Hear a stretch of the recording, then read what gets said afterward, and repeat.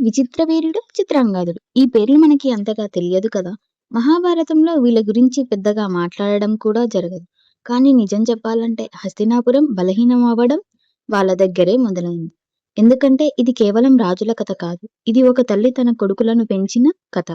శంతనుడు చనిపోయిన తర్వాత వాళ్ళు తండ్రి లేని పిల్లలు అయ్యారు.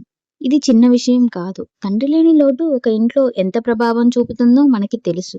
సత్యవతి ఒక తల్లిగా వాళ్ళను మరింత కాపాడాలని అనుకుంది. అది తప్పు కాదు. కానీ అక్కడే ఒక ప్రాబ్లం మొదలైంది.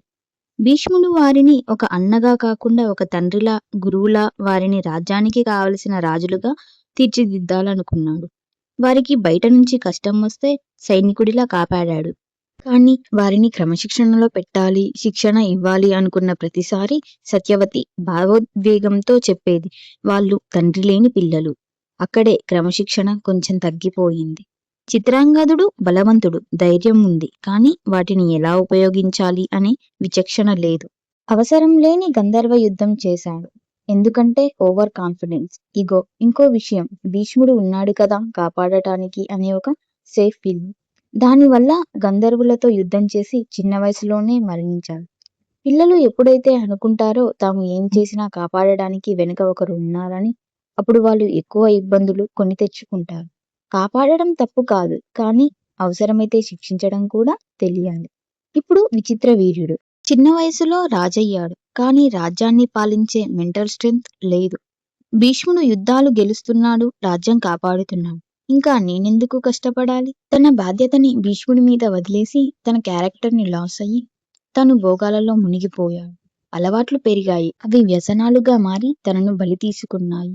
ఇప్పుడు ఒక తల్లి కోణంలో చూస్తే సత్యవతి భయపడింది తన వంశం మళ్ళీ కోల్పోవద్దని.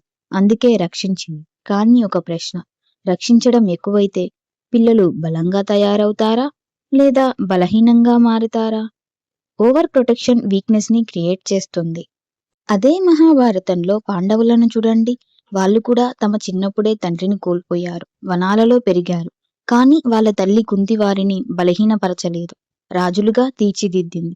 అనుక్షణం ప్రమాదాలు, కష్టాలు. కానీ కుంతి తన పిల్లలకు ఒక విషయం చెప్పింది, మిమ్మల్ని ఎవరూ కాపాడరు, మిమ్మల్ని మీరే కాపాడుకోవాలి. మీలో ప్రతి ఒక్కరికి మిగిలిన నలుగురిని కాపాడే బాధ్యత ఉంది అని చెప్పింది. ఆ మాటే పంచపాండవులని కలిసి ఉండేలా చేసింది. చిత్రాంగదుడు, విచిత్రవీర్యుడు కంఫర్ట్ అండ్ ఓవర్ ప్రొటెక్షన్ లో పెరిగారు.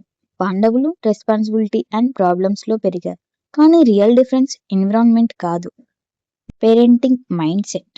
Fear based parenting safe children create చేస్తుంది. Value based parenting strong leaders ని క్రియేట్ చేస్తుంది. మహాభారతం మనకి ఒక సైలెంట్ లెసన్ ఇస్తుంది. పిల్లల్ని కాపాడడం ప్రేమ, కానీ వాళ్ళను సిద్ధం చేయడం బాధ్యత. భీష్ముడు ఉన్నాడు కాబట్టి వాళ్ళు కేర్లెస్ అయ్యారు. క్రమశిక్షణ ఎమోషనల్ సింపతిలో కరిగిపోయింది. యుద్ధం చాలా రోజుల తర్వాత వచ్చింది, కానీ వీక్నెస్ అప్పుడే మొదలైంది. మీరేమనుకుంటున్నారు?